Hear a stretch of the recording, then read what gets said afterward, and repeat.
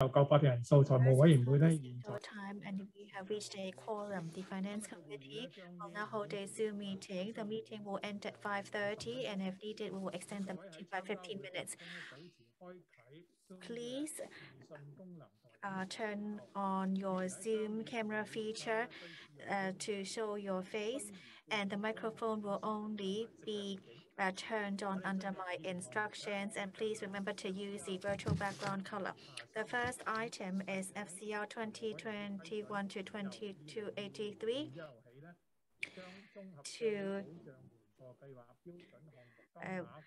to approve a 2.1% increase in the standard payment rates under the Comprehensive Social Security Assistance Scheme and the rates of allowances under the Social Security Allowance Scheme with effect from February 1st, 2022, and note the financial implication of an extra 1.58 billion each year arising from item. The Social Welfare Bureau has already sent out information papers on the CSSA and the SSA on January 27th on this year to the panel on social and welfare.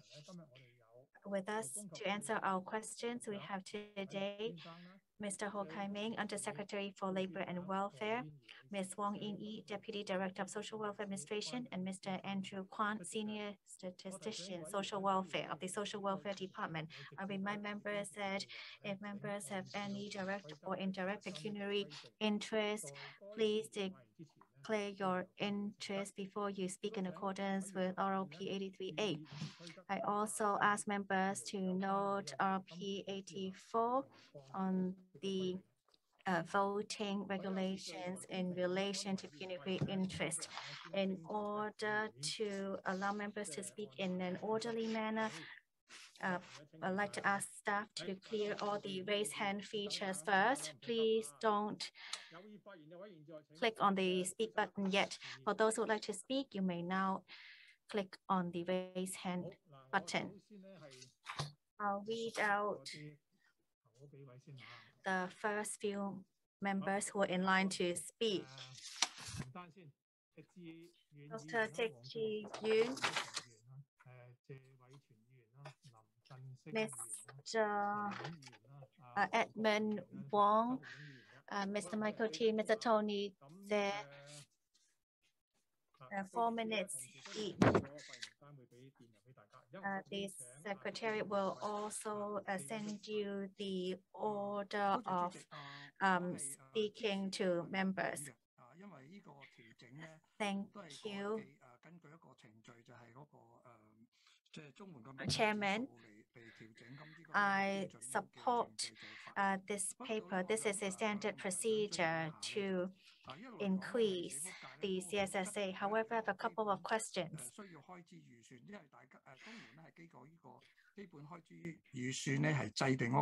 CSSA is set by the basic expenditure estimate, which was set in 1996, about 20 odd years ago. Our lifestyle has changed in the last 2 decades. Many children of CSSA families will need to take interest classes, especially IT classes. The elderly now all have a different lifestyle as well. They use smartphones and they use electronic payment. So that would also affect their basic expenditure.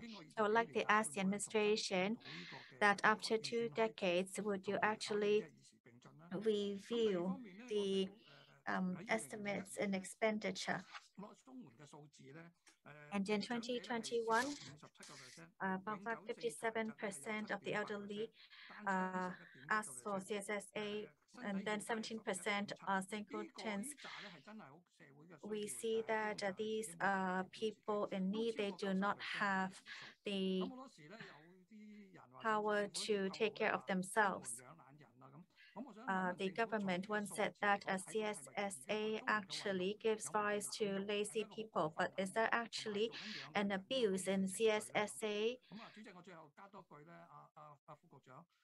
Undersecretary, there are not enough people to help the elderly, especially in the homes for the elderly. Please give us more support. Undersecretary, thank you. The CSSA is actually a basic safety net for the people. So of course, we're only talking about basic necessities. You mentioned that a particular people would need more subsidies, such as children and the elderly. I understand that the EDB also offers different subsidies and grants to help with children in need. As for the elderly, the ITB has also provided phones and other resources. I welcome members to discuss this further in the panel of social welfare services, but we are talking about our basic safety net here. On the issue of abusing CSSA, you have to understand that we want to ensure that these people can survive. So I do not believe that actually an abuse issue. Of course, we do have mechanisms to vet the means of applicants. We would review our mechanisms from time to time, but those receiving CSSA do have a very imminent need.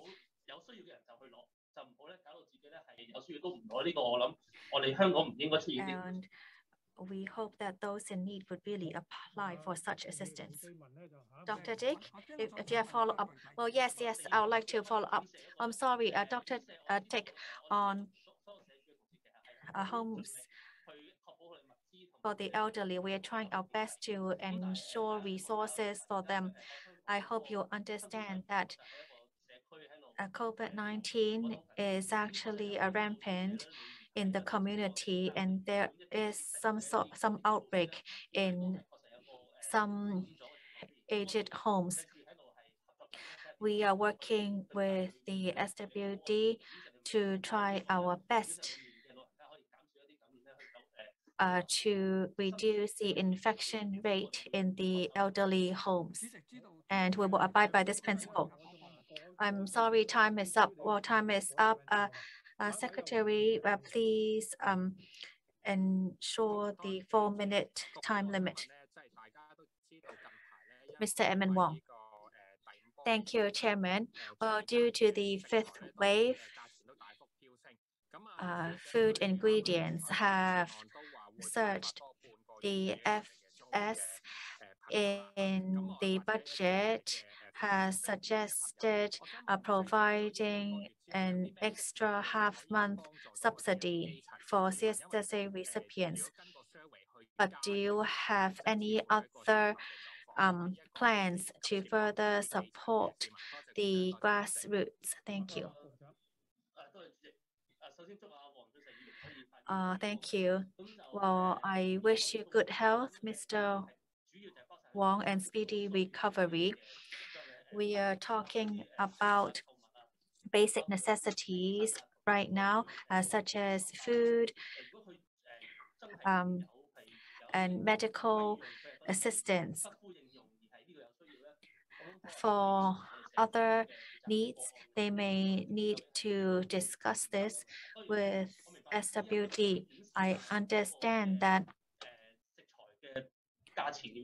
food prices have risen. It may only be temporary.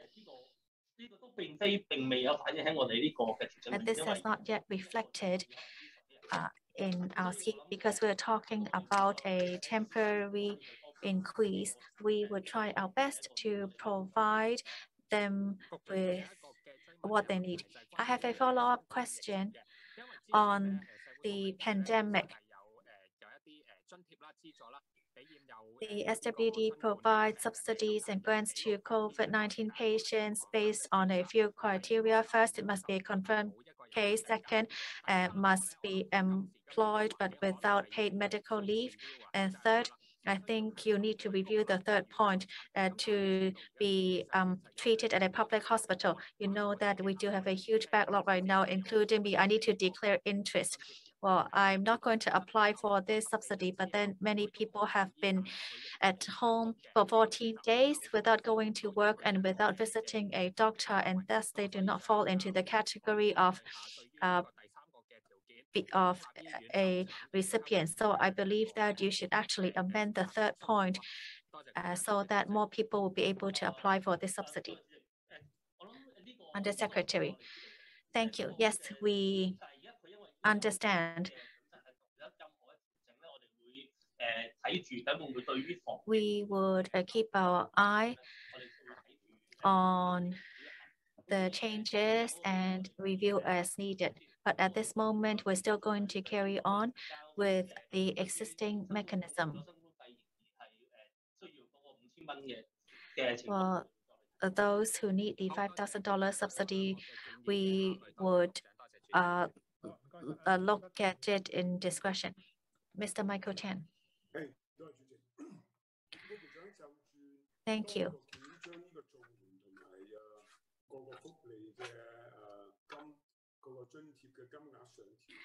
On increasing the standard payment rates under the CSSA by 2.6%, I am in full support. I would like to follow up another point, however. Many elderly people have told me that they have waited for a long time for the old age allowance to be combined with the old age living allowance. In last year's policy address, the chief executive suggested that it will be implemented in the second half of this year. Well, it's only 4 months till the second half of the year.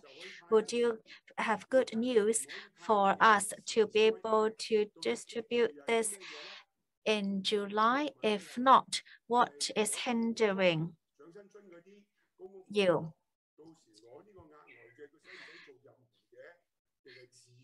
So, and would this be done automatically, or would you need to apply again? Undersecretary.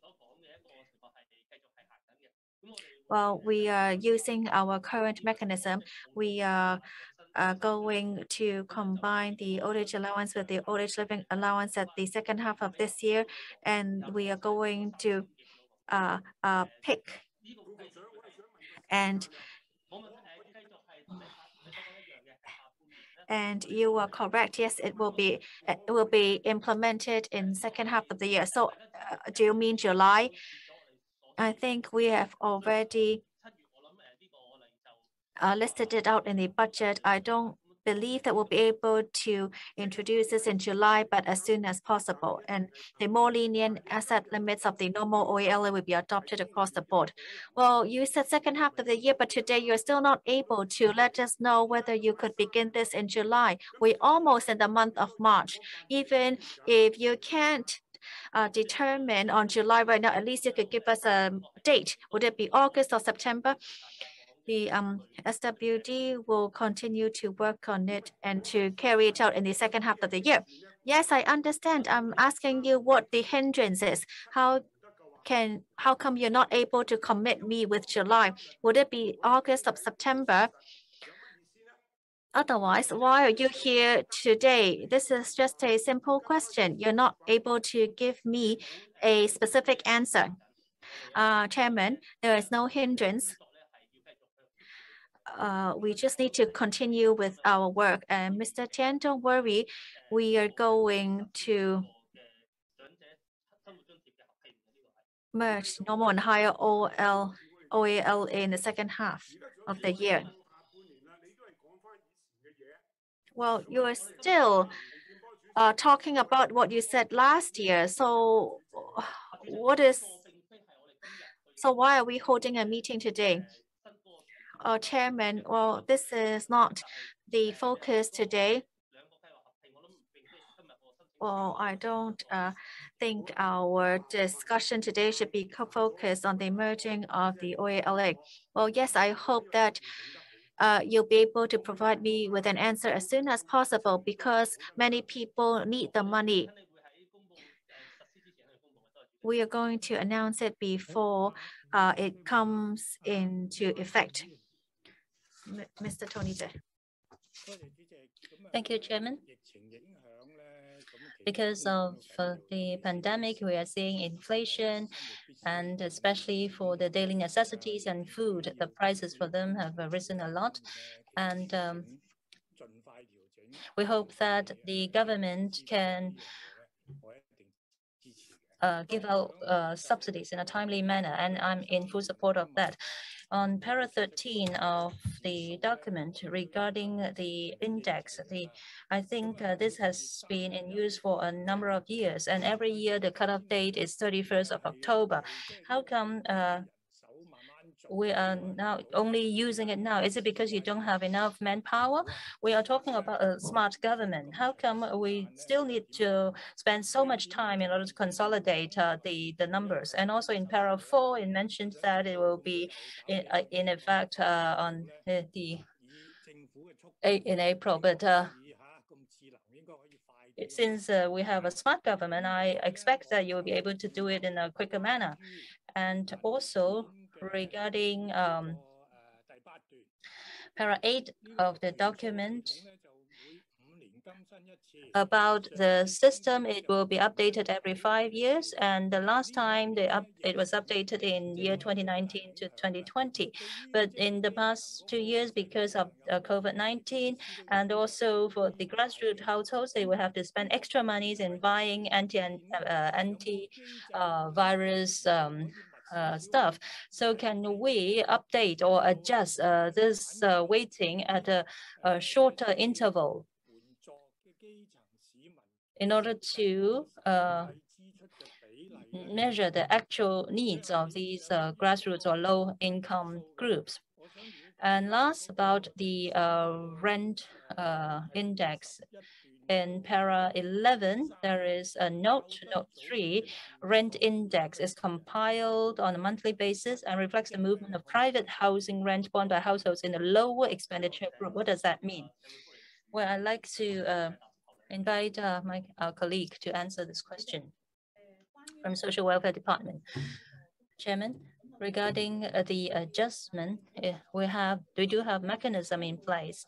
Every year from November to the 31st of October, we would, according to the index gathered, adjust this. So every year, after receiving the amendment suggestions, in about December, we will then propose and seek approval from the relevant authorities in order for the new index to be in effect in the ensuing February.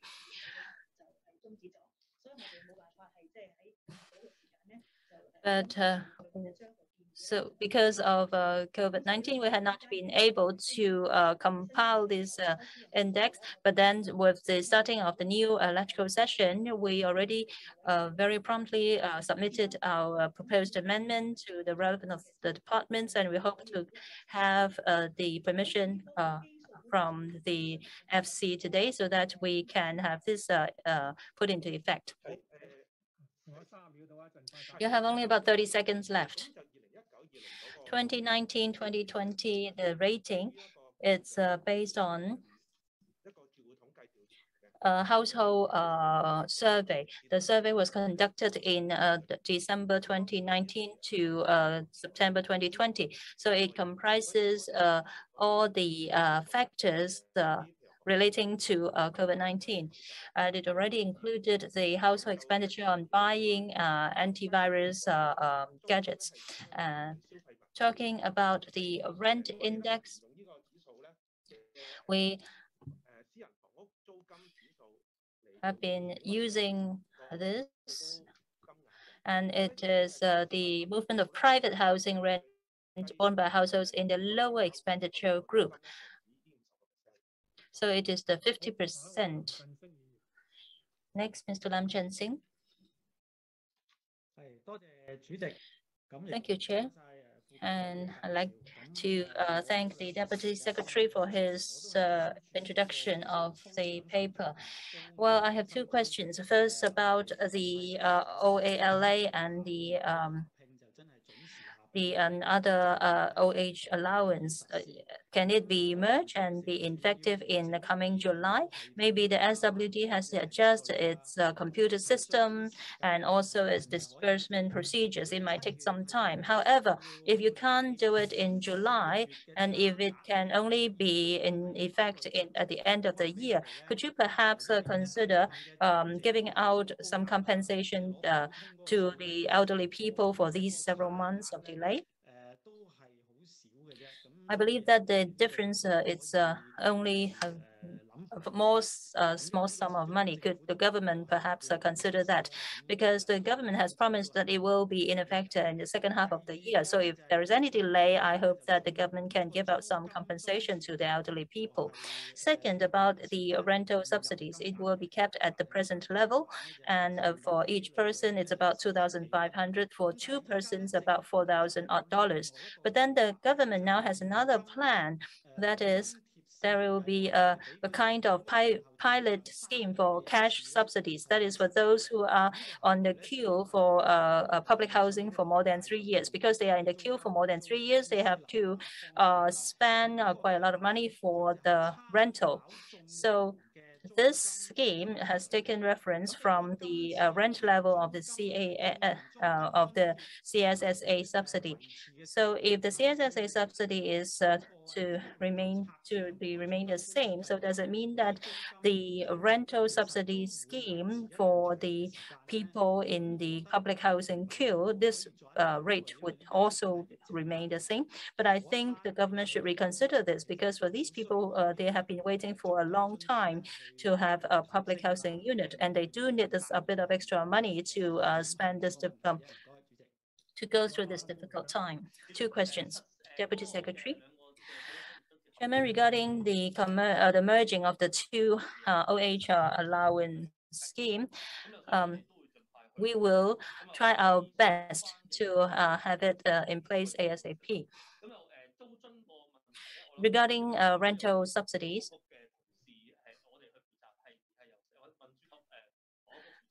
it is under the purview of the Transport and Housing Department. So I don't have the specific figures at hand right now.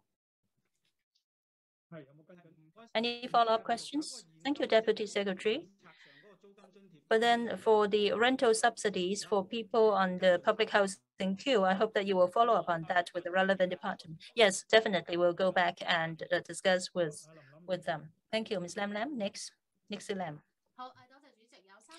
Thank you, Chair. I have three questions. In 2022-23, the authority mentioned that they will provide training opportunities for different levels of civil servants. Well, because we are going to forge a smart city, so I'd like to ask that in the coming in the past 3 years, what kind of training opportunities has the government provided to the civil servants? And in the coming triennium, what sort of budget will be provision will be given for this?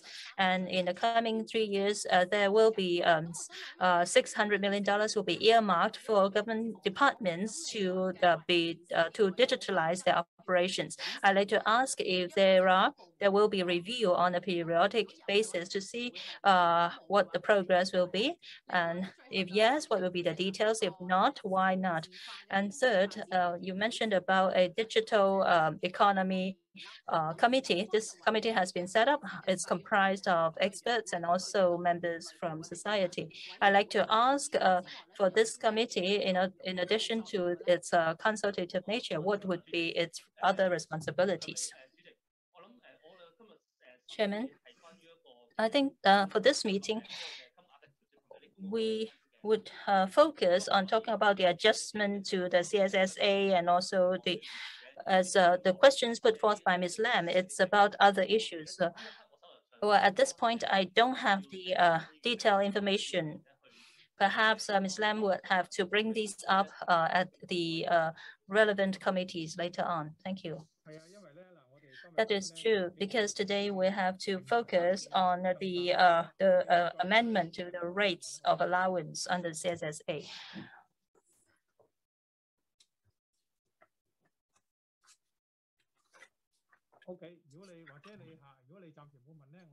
If you don't have other questions, perhaps you could bring those follow up with those questions with at other occasions. Thank you. Next, Mr. Wong Kwok. Thank you, Chair. I agree that the CSSA allowance should be adjusted. I am concerned about the unemployed. As we understand that CSSA is a kind of safety net, especially for those in need. I'd like to ask about the unemployment subsidies. Would it reflect the unemployment situation in society? For the highest one at 7.2, there are about 19,000 odd people applying for these subsidies. And then in July, when it's reduced to 5%, there's still also about 19,000 people applying for unemployment subsidies. So it seems that there is no direct relation between the number of people who are unemployed and the subsidies that are being applied for. So I'd like to know if the threshold could be lowered. But what about for those people who are underemployed, or they have to be on no pay leave, where they are not unemployed, but then they are not earning any income? So can they be included as well? That is, in other words, the threshold can be lowered so that this group of people could also be covered. And next, a lot of people complain that they had to spend a lot of time applying for CSSA. I'd like to know if the approval process could be streamlined. Deputy Secretary. For unemployment subsidies, that would depend on the unemployment period and also the person's assets. Also,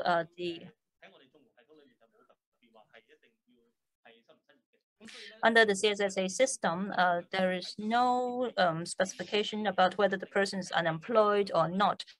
We will only look at the financial situation, its income, and its assets, if any. So we can see that even the unemployment rate is lowered, there's still more or less the same number of people who are eligible for applying for CSSA. Another principle is that the CSSA use a household as a unit, as a basic unit. This is a principle that we believe that it should be upheld. So we want to have the entire household as a unit. Well, through this system, we hope that we'll be able to maintain the household as a whole. And of course, in AEF 6.0, we will have one-off unemployment subsidies that will be able to cover those who are unemployed during the pandemic period. Regarding the underemployed, well, it really depends on the person's income and his asset level. And second, if he is unemployed for a long time, then well, if he eventually is unemployed, then he should really fight for his own right and also demand for severance pay and so forth according to the law. Thank you, Chair. Next. Mr. Holden Chow. Thank you, Chair. Can you hear me? Yes, we can hear you. Thank you, Chair. Deputy Secretary, I have a number of questions to you. First, regarding the CSSA and other kind of subsidies, such as the OALA, I am in support of all these. Just now, it was mentioned that the The OAA and the OALA will be merged at the second half of the year. Yes, we have heard a lot of voices regarding this. A lot of elders are really waiting for this to happen. So we really want to know around what time at the second half of the year that these two could be merged, because the elders are really looking forward to this to happen. Second question. Well, in the past, DBA have already raised this regarding OALA and also the other subsidies in the Guangdong scheme and the and because there is a limitation of the days that they are staying there, that some elders reflect to us that in the future, perhaps when they reach a certain age, they will already be living in the mainland. And if they are staying in the mainland, and especially because of the pandemic situation, it will be difficult for them to return to Hong Kong. So can this kind of restriction be loosened up a little bit because of that, so that for those who are staying on mainland, the Hong Kong elders who are staying in the mainland can continue to enjoy the subsidies? As a deputy secretary, I think you already know that when the scheme was first rolled out, there was 1 year that a special exemption was granted. That is, there is a certain waiver. I remember that there was 1 year that such a waiver was granted. Since there is already a precedent, can we do that this time so that more elderly people living on the mainland can apply for this OALA and can enjoy the Guangdong scheme and Hokkien scheme? Because there is actually a restriction in the days of being absent from Hong Kong. So I want to know, Undersecretary, you have any response on this? Mr. Chow, so you agree with the increase of 2.6%? Yes, yes, yes, I'm in full support. All right, Undersecretary.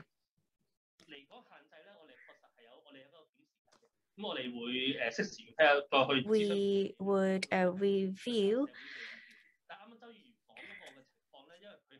this on a frequent basis. But for the first time when we introduced the portable CSSA scheme, some elderly people were already living in Guangdong province then. Therefore, we had to review the days present in Hong Kong before we approve the application. Well, but then for the period during pandemic, I would need to go back and review it because we would need to discuss whether an exemption or waiver can be made during this time. Thank you. Mr. Yang Wing-kit. Thank you, Chairman. First of all, I would like to state my support in the increase in the standard payment rates and the rates of allowances. But I would like to express my views that even if you're able to increase the allowances, they are still living in difficult times. About 200 banks have suspended operations.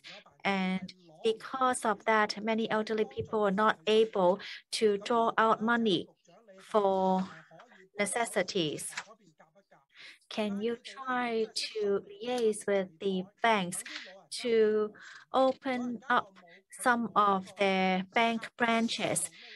Because the elderly people do not know how to use the ATM, nor do they know how to use electronic payment. Starting in March, we'll all be doing universal compulsory testing. By that time, would all banks be closed? How can the elderly live without any cash? Would you consider giving out the OAA in advance so that they would not have to queue up to withdraw money in March when the compulsory testing is taking place as well? I hope you'll be able to ask the banks to help out in reopening some of their branches and then to give out the OA 1 month in advance. Well, yes, of course, we would like the banks to work with us. I understand your concern. We will go back and discuss with the banking authority to see how we can provide the elderly the means to draw out money at the counters. On the on giving out the OA in advance, that might be a bit more difficult because we use auto pay right now. It's different for us to make a change to the procedure. That will be a bit complicated to handle. I understand your concern. However, in the short run, I don't think the SWD will be able to do that. Undersecretary, I suggest that if this happens again, would you consider my suggestion? I understand you may not be able to do that within a short period of time now, but can you also think of a plan B in the future? We will go back and discuss with the SWD to see whether we could make it a one-off. Mr. Yim Kong, thank you. I am in support of the 2.6% increase in rates and allowances. I have a question for the Undersecretary. This is actually similar to the question asked by Mr. Holden Chow. There are many people under the portable CSSA scheme, and their medical vouchers can only be used in the Shenzhen branch of University of Hong Kong Hospital. It's very hard for them to return to Hong Kong during the pandemic. Can they actually visit other hospitals and then to have their receipt reimbursed later, or to provide them with some subsidies during the pandemic? We would try to relay this to the FHB on medical vouchers because this medical voucher is for designated use. At this moment, it can only be used in the Shenzhen branch of the University of Hong Kong Hospital.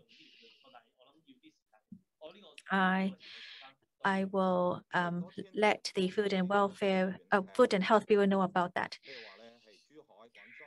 Oh yes, to extend it to Zhuhai, Fujian, and other provinces. Oh, he's suggesting you to sign up with a few more hospitals. Well, yes, I would relay your views. Thank you. Dr. Wong Yun-shan. Undersecretary, good afternoon. I support the increase in the standard rates and allowances, but since we're on the topic of elderly, I would like to speak my views. Dr. Tik Ji-yun just now also mentioned the difficulties of elderly homes at this moment. Therefore, I have two requests. One, to see whether they have enough resources. How come they do not have enough medical resources? Can you actually talk to the Department of Health to give the elderly priority? That if they are tested positive using rapid antigen tests, to provide them with assistance in isolation so that they would not infect other people. The hotline is very hard to reach. So how can you provide more support for them? Undersecretary, please don't answer yet. Dr. Wong, well, if you ask your question like this, all members will immediately follow up with your question because all members are concerned with the pandemic. I hope you understand that our time is limited and we must be focused in our questions. I'll ask Undersecretary to answer your question, but then other members, please do not deviate from the topic. Thank you, Chairman. Thank you for your clarification. We want to try our best to be focused in our answers as well. We would, of course, discuss with the relevant departments. The SWD is already doing their best to send out PPE, masks, and other resources to them. We would try our best to isolate the confirmed. But I hope you understand that there is a bit of backlog due to the huge number of confirmed cases.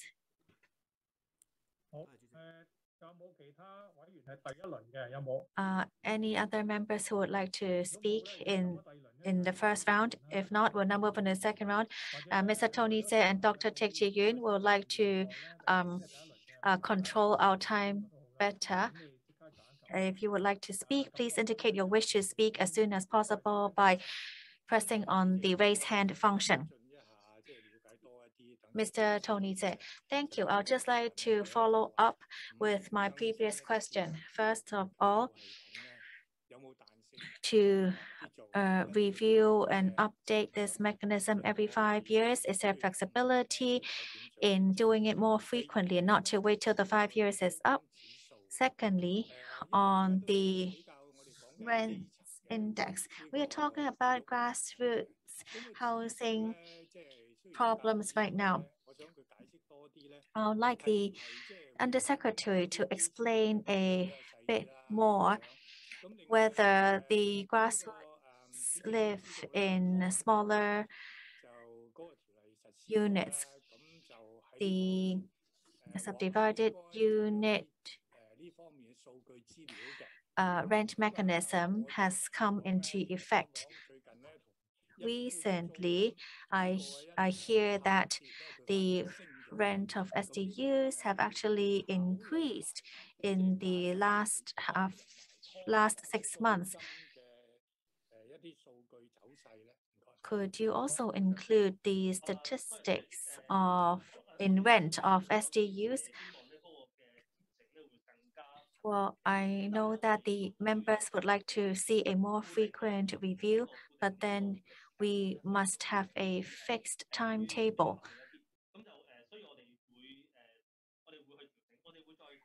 We will review it again in 2008, the panel on welfare services.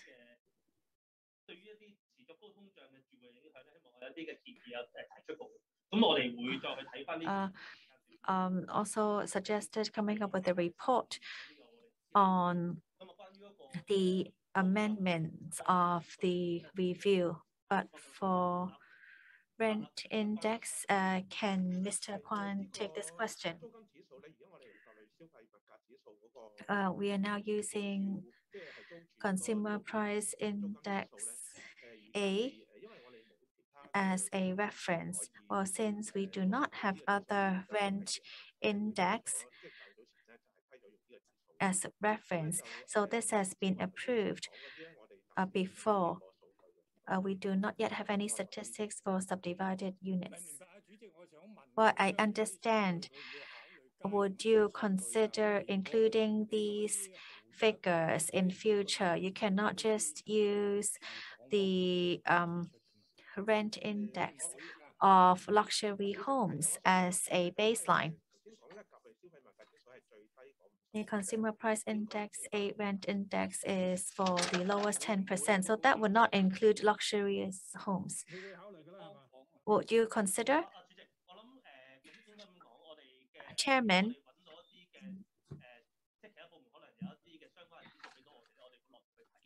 well, we are willing to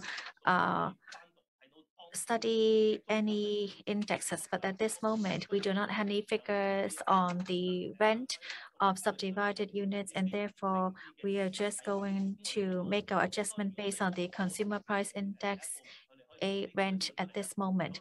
But once we have the figures, we're willing to look at it. Dr. Teck Chi-Yun.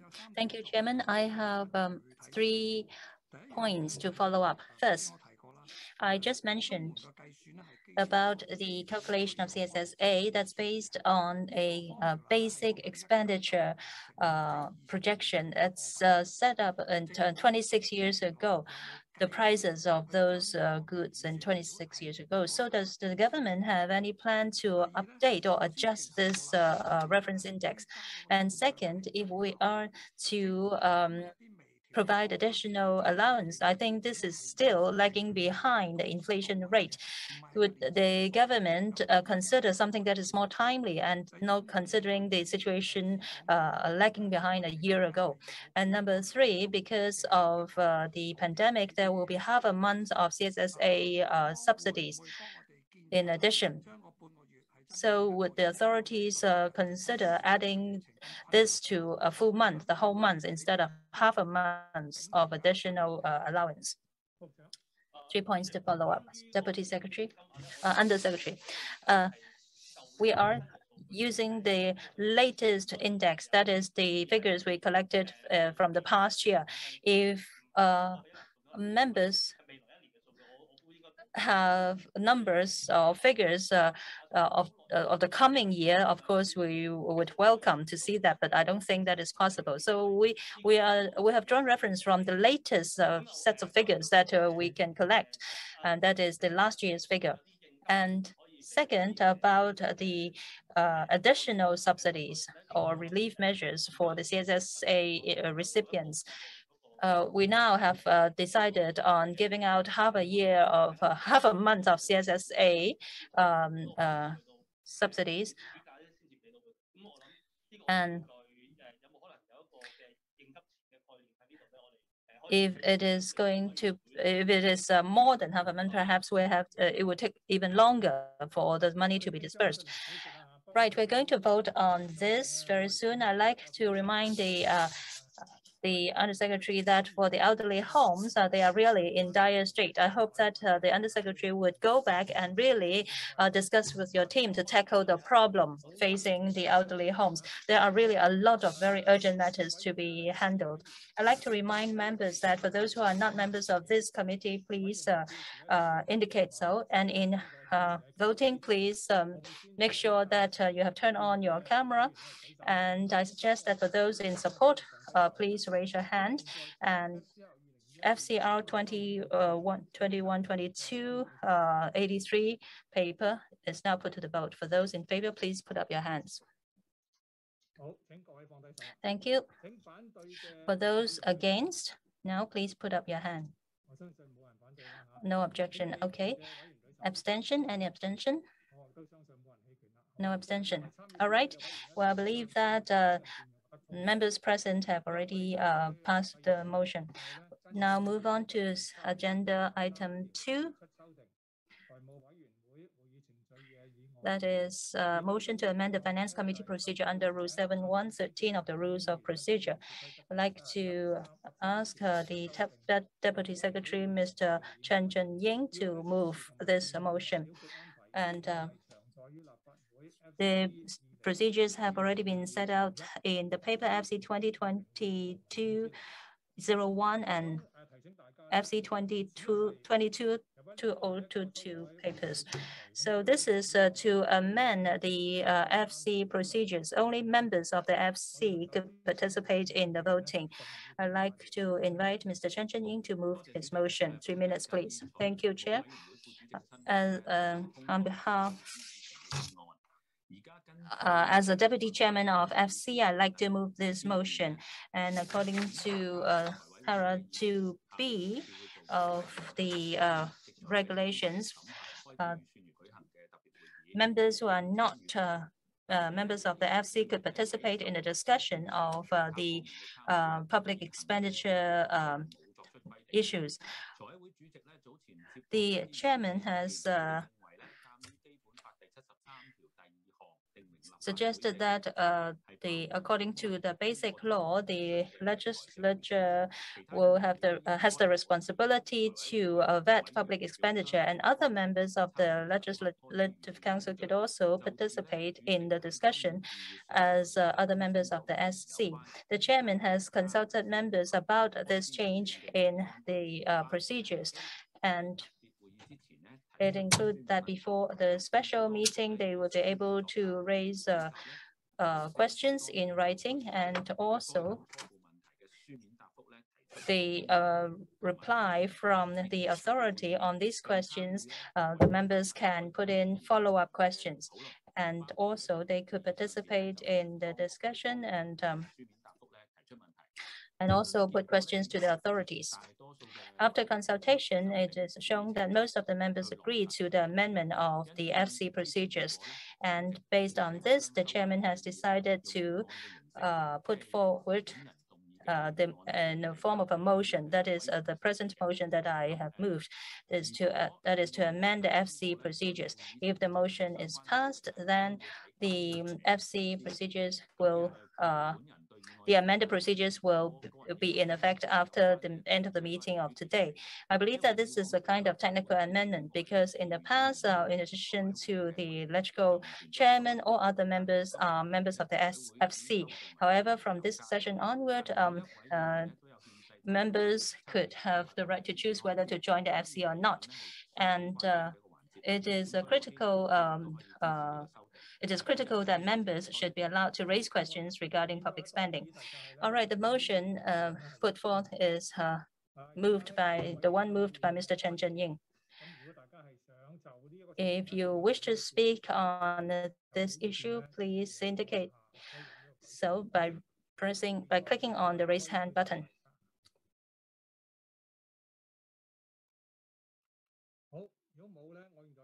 If not, I'd like to invite Mr. Chen Zhenying to reply. Mr. Chen Zhenying. Chairman, I'd like to reiterate that this is just a technical amendment, and I hope to have the support of members. All right, we're going to vote on this issue, and I'd like to remind those who are not members of FC, please refrain from voting. For those who vote, please make sure that you have click on the raise hand button. I would first invite members who agree to press on the raise hand button, and after I've indicated so, please leave it on. For those in support of the motion, please raise your hand or press on the raise hand button. All right. For those against, please raise your hand. No objection. Any abstention?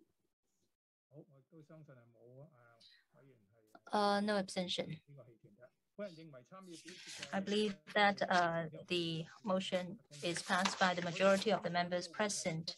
So we have come to the end of the meeting. The next FC meeting will be held on 18th of March. Thank you. Meeting adjourned.